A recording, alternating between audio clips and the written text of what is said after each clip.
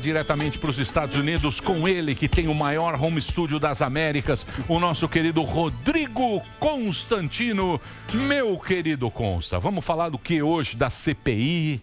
Vamos falar do Renan? O que você quer falar Voto hoje? impresso. Tivemos aqui das Astrid, né? Antônia Fontinelli. Falamos a Antônia Fontinelli, que eu chamei de Astrid, porque eu lembrei da nossa querida Astrid, companheira véia. E eu queria falar com você, você está aberto aí para qualquer assunto que você queira Emílio, falar. Boa tarde, obrigado pelo grau de liberdade. Não, primeiro tema acho que são essas manifestações. Exato. Né? Lotaram as ruas esse domingo do país e a mídia, em geral, quase na sua totalidade, fez que nem avestruz, né? Enfiou a cabeça na areia para não enxergar. Então deram notinhas muito pequenas, os helicópteros não alçaram voo, não decolaram, não saíram do hangar, né? E ainda usaram algumas imagens, alguns veículos, do começo da aglomeração para dar aquela ideia de que foi um fiasco, né? São os mesmos que passam pano para as manifestações da extrema esquerda que invariavelmente terminam em quebra-pau. Ontem nós vimos o quê? Famílias inteiras, crianças, os seus avós, camisas verde e amarela, bandeiras do Brasil e com uma pauta única, viu, Emílio? Eu acho que isso faz muita diferença, né? Todos ali querendo uma eleição mais transparente, o tal do voto auditável. O TSE militante, né, diz que já é auditável, o que é fake news, né? A mídia, como eu disse, finge que não viu ou tenta diminuir o que aconteceu. E essa concertação, essa orquestração toda dessa turma, que eu passei a chamar do mecanismo aí, né, do sistema, dá mais... joga mais lenha na fogueira ainda, dá mais pano para manga nas, abre aspas, teorias da conspiração. Quer dizer, tem alguma coisa em curso. As pessoas não são otárias. E não vão aceitar passivamente, Emílio, esse tipo de coisa, levar na mão grande. Né? Pesquisas fajutas que colocam Lula como grande favorito, a mídia fingindo que não aconteceu o que aconteceu esse domingo, e a vida que segue. Né? E aí chega lá, não vão mudar a questão do voto auditável e, vamos supor, isola, dá lá o corrupto, né? O ex-presidente corrupto. O que eles acham que vai acontecer, Emílio? Então, a minha preocupação hoje em dia é com o clima no país. O clima está numa escalada de tensão, né? E isso não vai acabar bem se não escutarem a voz das ruas, né? Porque a democracia vem disso, o poder emana do povo e, veja, estão desqualificando uma parcela significativa da população. Vão chamar o quê? Todo mundo que foi às ruas ontem de golpista, de fascista, de negacionista. Como é que pode sustentar uma democracia com esse ambiente? Então, eu estou preocupado, Emílio. Estou preocupado com o andar da carruagem. E aí a gente pode juntar os outros assuntos. Nós vimos que a Jovem Pan foi alvo aí de ataque, de tentativa de intimidação por parte dos vagabundos da CPI circense, né? O gabinete paralelo do lulismo. Né? E essa turma está tentando calar, intimidar quem é independente e sob os aplausos da patota corporativista da mídia. E isso, para mim, é o mais grave, porque é aquele alerta que fazia lá o tal do pastor alemão à época do nazismo. Né? Primeiro vieram pegar os comunistas, eu não era comunista. Depois os ciganos, eu não era cigano. Quando vieram me pegar, não tinha mais ninguém para reagir. Então, eles estão brincando com fogo. Isso é o que mais me espanta. Jornalista aplaudindo... Né, cangaceiros tentando intimidar a imprensa independente. Onde é que nós vamos parar com isso? Então, eu não estou tranquilo, Emílio. Eu acho que o Brasil caminha a passos largos para um desfecho muito preocupante. Ô Consta, você acha que essas manifestações de ontem, a gente sabe, como você acabou de dizer, que grande parte da imprensa ignorou, tentou diminuir, falou que eram protestos pró-Bolsonaro e o voto impresso, né? E quando a gente sabe que a maioria que estava lá, não na sua totalidade também, mas a maioria quer realmente o voto impresso, estava ali por causa do voto impresso. E aí a imprensa tentou diminuir, mostrou o comecinho só da manifestação para falar que tinha meia dúzia de gato pingado lá, mas eles fingem não ver que foi algo grandioso. Você acha que os parlamentares, o pessoal lá em Brasília, isso vai repercutir positivamente para que avance essa questão do voto impresso ou não? Então, Morgado, eu acho que faz diferença. Nós entrevistamos algumas vezes, né, na Jovem Pan mesmo, deputados envolvidos nessa PEC, né, e eles foram unânimes em dizer, olha, está tendo uma articulação nos bastidores, e na verdade nem tão nos bastidores assim, né? Ficou público que o próprio Supremo, por meio de alguns ministros, vem tentando interditar esse debate no Legislativo, que é uma ingerência indevida em outro poder, né? Os poderes têm que ter harmonia e independência, né? E a única resposta talvez seja a voz das ruas.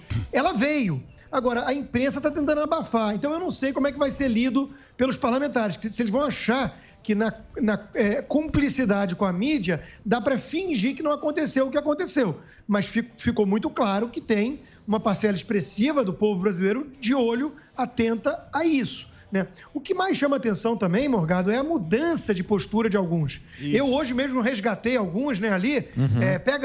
Pode pensar no Reinaldo Azevedo, esse jornalista aí da Band também, o Guilherme Macalossi. O PSDB em peso. Estava em 2015 falando que não conseguiu concluir uma auditoria em 2014 e que tinha que mudar o sistema. Né? O Rodrigo Maia, todos eles defendiam isso. O projeto do deputado Jair Bolsonaro, e aí é engraçado que falam de golpismo agora, e ele está preparando um discurso para eventual derrota no que vem. Ele defende essa bandeira há mais de 10 anos. Ele Sim. e vários outros que mudaram. Os que mudaram foram os outros, não ele. Né? A proposta do deputado Jair Bolsonaro foi aprovada com 400 e poucos votos contra 7. Então, assim, era uma coisa quase unânime, suprapartidária, e de repente estão todos esses chamando a manifestação de ontem de golpista. Que coisa. E agora dizendo, não, o voto já é auditável. Esses jornalistas perderam qualquer pudor. As máscaras caíram, eles são militantes tucanos hoje em dia, ou, quiçá, petistas. E eles se dizem liberais, eles se dizem até conservadores em alguns casos, e ficam demonizando gente como eu. Eu é que sou o gado, bolsonarista, vendido e tudo. E eles dão uma guinada de 180 graus no discurso.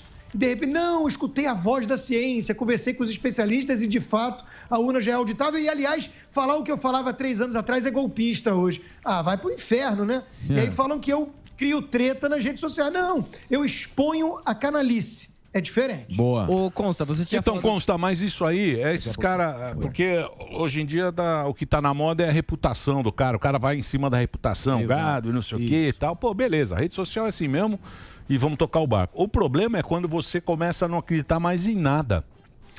Porque a gente falou aqui agora, ó, os deputados... CPI, a gente não acredita. Imprensa. A gente não acredita também no Ministério da Saúde. A gente não acredita... Na OMS. Na OMS. A gente não acredita também no Supremo. No FAUT a gente não acredita. A gente não acredita mais em nada, cara. Isso é ruim, hein? Isso é perigoso. Isso é que é perigoso. Isso que eu acho que é o perigoso, cara. O ser humano precisa acreditar.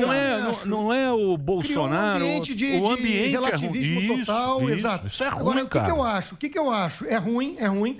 E é engraçado que aqueles que estão implodindo as instituições são aqueles que falam que estão lutando para preservar as instituições e a democracia contra a terrível ameaça fascista. Esse é o grande problema. Em nome do combate ao bolsonarismo, essa turma acha que vale tudo. E eles estão ajudando a dinamitar as instituições, exatamente como aconteceu aqui nos Estados Unidos. Aprovaram 2 impeachments com base em nada, só porque o Trump era uma grande ameaça.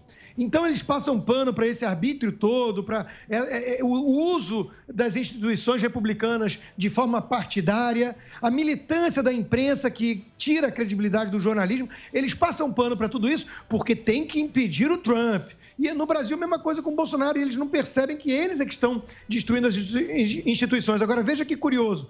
No meio desse caos e dessa cacofonia e descrença geral, surgem alguns indivíduos ou alguns grupos ou alguns programas, ou, quiçá, alguns veículos de comunicação que se destacam. Então, o pânico, Emílio, eu cresci, né? Eu acompanhei o crescimento, inclusive, de vocês, como entretenimento, como uma coisa divertida, meio esculacho e tudo. E hoje virou para muita gente que nos acompanha, virou uma grande fonte de reflexões, de debates e de fatos. Por quê? Porque é uma pegada mais sincera, mais genuína, e não tem medinho de ofender a patota e de falar certas verdades. Então, eu acho que vai, no meio do joio todo, vai se destacando um ou outro trigo. Eu acho que o público é capaz de perceber. Não é à toa que o programa lá que a gente lançou, com 3/4 do grupo da Jovem Pan, né? Eu, Ana Paula Henkel e o Fiuza e também o Lacombe, o programa 4x4 está um sucesso. Tinha 70 mil pessoas ao vivo ontem no YouTube, já bateu quase 400 mil visualizações. Por quê? Por que será? Porque o Fantástico estava fingindo que não teve manifestação e nós dedicamos o programa inteiro quase para falar disso. Então, eu acho que no meio dessa cacofonia toda, as pessoas conseguem escutar o que é ruído, o que é tentativa de abafar o som das vozes independentes e o que é a voz independente. Ô Consta, você citou a intimidação do Renan Calheiros aqui, a rádio. Eu queria perguntar para você, que é dentro da CPI do Covid, veio aqui para fake news. Não deu certo a CPI da Covid, eles estão voltando com a fake news. Qual é a estratégia que você vê disso aí?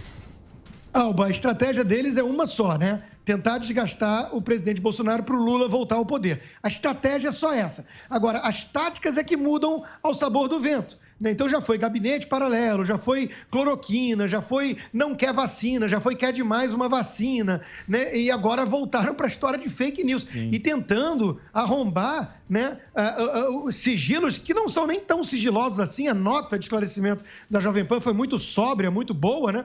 Mas que já são auditadas, já são... Recurso público já tem portal da transparência. Então, é um negócio claramente intimidatório, como a postura deles todos ali desde o início. Postura de cangaço. Trataram médicos sérios como criminosos, empresários, né, sérios como criminosos e impostores e charlatãs como a voz da ciência. Essa é a CPI que tem Renan Calheiros como relator. Agora, de novo, o problema é uma figura como o Omar Aziz, que tem que explicar 260 milhões de desvio e família presa, ou Renan Calheiros, que todo mundo sabe quem é? Não, o problema é a mídia, por querer atingir o Bolsonaro, fazer vista grossa ao que era essa CPI desde o início. E agora está aí numa situação meio esquisita, porque até dentro da própria Jovem Pan tem um ou outro ali que aplaude, né? Os palhaços. Né? Na verdade, chama de palhaço público. E aí? Vai o quê? Vai levar a sério o que fizeram com a própria Jovem Pan, com o seu empregador, né? Então, é uma sinuca de bico. Por quê? Porque resolveram tratar com seriedade, né, palhaços, vagabundos e corruptos. Então, os fins não justificam os meios. Agora, eles estão puxando isso aí da cartola, né? E o intuito é muito claro, Alba, é intimidar, né? Só que eles não entendem que do outro lado tem gente com coragem suficiente e independência suficiente para peitá-los. Muita gente pulou do cavalo com o Jair Messias Bolsonaro. Recentemente o vice Mourão estava tendo uma treta e depois deu uma amenizada. Você pode explicar a novela Bolsonaro e Mourão? Zuckerman, eu acho o seguinte, ali é uma coisa que vai tanto para o pessoal como pela postura pública. E eu acho que há uma certa injustiça, posso estar enganado, até porque até aqui esse faro bolsonarista se mostrou melhor do que o meu. Né? Eu me enganei com o MBL, eu me enganei com o Novo, eu me enganei com um monte de coisa, até com o Moro. Quando o Moro saiu da forma que saiu do governo, eu e muita gente falou, acabou, o cara vai entregar uma bomba, isso aí não pode. Né? E aí depois o Moro virou quem virou, né? Para preservar a sua biografia, ele virou um lacrador global, né? Então, assim, o faro bolsonarista detectou alguma coisa na postura do Mourão. Por que eu acho que pode ser injustiça? Porque eu acho que a figura de um vice-presidente é um pouco a do good cop, naquela coisa do good cop, bad cop. Sim. O Bolsonaro fala o que fala mesmo, da forma que fala, não tem liturgia do cargo com ele, e o papel de um vice é apaziguar. É acenar um pouquinho para a imprensa, é fazer um discurso mais moderador e apaziguador. Então, ele tem esse papel. Só que quando ele fala essas coisas, talvez ele se esforça demais e soa traição. Soa uma coisa do tipo, esse cara não é tão leal, esse cara, se precisar puxar o tapete, puxa. Né? Então, eu acho que fica essa desconfiança. E aí, cara, é pessoal. Daí que eu disse que é pessoal também. Porque quando quebra a confiança, aí não tem jeito, né? Porque... todo presidente tem algum receio do vice, né? Porque é o potencial substituto numa conspiração, num golpe para derrubar, para empichar, né? Então, quebrou a confiança, já era. Mas eu acho que é um pouco injusto, porque o Mourão, como quase todos os militares, ele demonstra ali uma certa lealdade, sim. Mas as posturas públicas dele, né, são muito tucanas, vai. Mas o tapete ali é complicado, né? Tabacão, Sempre tem alguém famoso tabacão, tem na rádio, a gente chama Sempre aqui, tem o né? não O cara quer puxar seu tapete. Sempre tem alguém pra puxar o seu tapete. Agora, o Bolsonaro também não joga o jogo certo, né, Constantino? Como assim? O Bolsonaro, eu acho que se existe um cara contra, ele também é contra ele. Como assim? Ele joga O contra ele Bolsonaro, mesmo. o Bolsonaro ele joga contra ele mesmo também. Autossabotagem. Mas Zagueiro da total, Colômbia. mas total. O zagueirão da Colômbia, lembra lá? Faz um gol Muito contra. gol contra. Agora, tem gente que fala, não, esse é o jeito dele e tal, mas eu acho que ele também devia avaliar isso, né? Ele devia... Não, sem dúvida, né? Né? Até porque não resta dúvida que ele perdeu parte do apoio perante uma certa classe média que olha para essa postura dele e vem um massacre midiático em cima e confunde ele com o próprio vírus, e aí ele reage de uma forma muito emocional às vezes, né? Muito intempestiva e com o fígado. É da natureza humana, mas é óbvio que isso desgasta perante uma parcela do eleitorado. Então, eu concordo. O Augusto Nunes, nosso colega, nosso mestre, aí definiu muito bem, né? Falando que o Bolsonaro, ele não é que ele cai em muita casca de banana, é que às vezes ele atravessa a rua para pisar na casca de banana, né? Então, ele às vezes se boicota, né? Faltava um pouquinho mais de postura comedida, um pouquinho mais de segurar as pontas em algumas ocasiões ali para, de alguma maneira, falar a esse eleitorado que é um eleitorado mais sensível, mais estético, né? E não é por acaso, agora eu vou jogar lenha na fogueira, que eu gosto dessas coisas, né? Eu não detesto treta, ainda mais com feministas, tadinhas, tão queridas, tão fofinhas, mas assim, o público que ele está perdendo, em boa parte, eu mencionei aqui a classe média alta, mas muitas vezes são as mulheres. Tanto que as pesquisas mostram isso, as pesquisas são fajutas, mas dentro das manipulações fica claro que o público feminino gera mais aversão a essa postura dele do que o público masculino. O público masculino está mais acostumado, falando, piada de vestiário, né? Tiozão do churrasco, a gente tolera. A mulher sente mais isso. Então, agora, a mulher é metade, né? Então, eu acho que ele deveria suavizar um pouquinho o tom para falar com esse público que, de fato, ele parece ter perdido. Boa.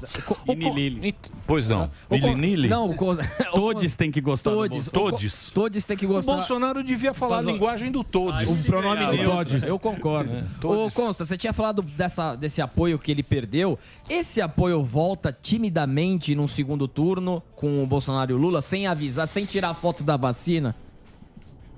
Bom, em primeiro lugar, deixa eu fazer o jabá que vocês falaram do Todes ironizando, mas o vídeo do Alba Spider sobre isso foi genial. Obrigado, Constantino. Virou um rapper.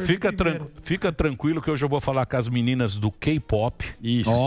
Eu vou ligar para as meninas do K-pop. O que é K-pop? Eu vou destruir K-pop. Pô, a banda coreana. K-pop, K-pop é a turma que BTS, destrói. TikTok. Tô ligado. Do BTS. Vou ligar para minha turma lá, que eu adoro. É a melhor banda. A melhor banda atual é BTS. Eu adoro essa banda. Eu vou ligar lá, vou te cancelar. Dá uma ligação que eu der. Elas... Muito bem. Não, ele mandou bem no vídeo, mas respondendo de forma objetiva. Ele pode resgatar sim. É uma turma que não gosta do Lula, né? Essa classe média e tudo, não gosta. Está sob influência de muito massacre midiático e da própria postura reativa do presidente em algumas ocasiões. Economia melhorando, a coisa da pandemia ficando um pouquinho para trás, apesar do que já vem a variante Y, Z, Delta e o escambau, né? Então, é um negócio cansativo às vezes. Não estou dizendo que não é real, mas há uma diferença de postura. Aqui nos Estados Unidos voltou também a ter aumento de casos, mas não há a mesma histeria. Por quê? Porque o Trump não é o presidente. Então, óbvio que tem uma politização.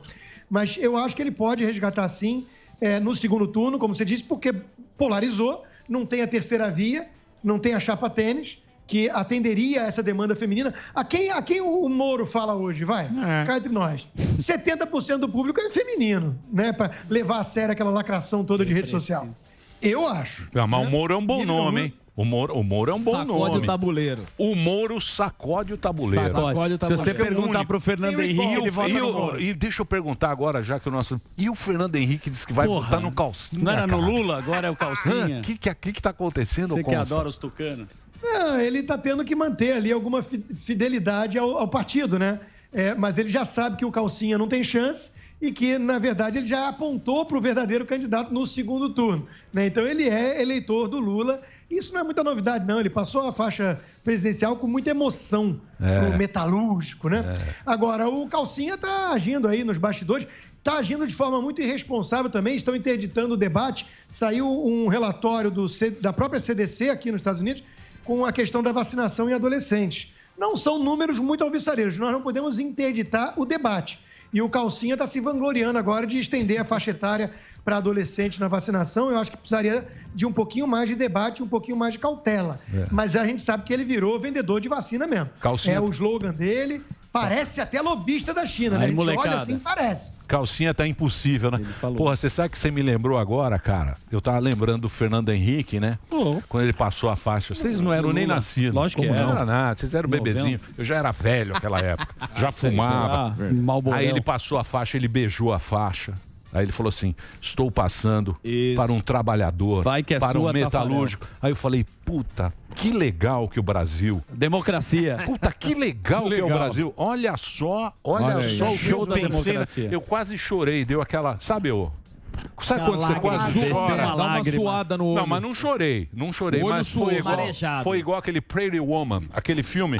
Tem um momento no filme, você quase chora, mas você fala, eu não vou chorar. Depois você muda de ideia. Eu sou um pouquinho mais novo, mas eu chorei também, foi de tristeza, viu? Na época eu já sabia quem era o Lula. Não, mas cara, ele enganou muita gente. O Lula deu uma enganada na turma. Enganou muita gente. Mas pode ser que volte, né? Já pensou? Acho que antes disso temos uma convulsão social no país. Muito bem. Consta, obrigado, cara. Obrigado pelo papo.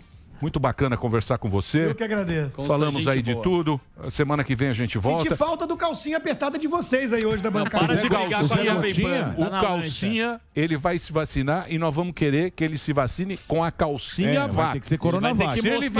Vai ter que mostrar. Tá podendo vacinar adolescente já? Tá podendo? Já criança pode vacinar, né? Muito bem.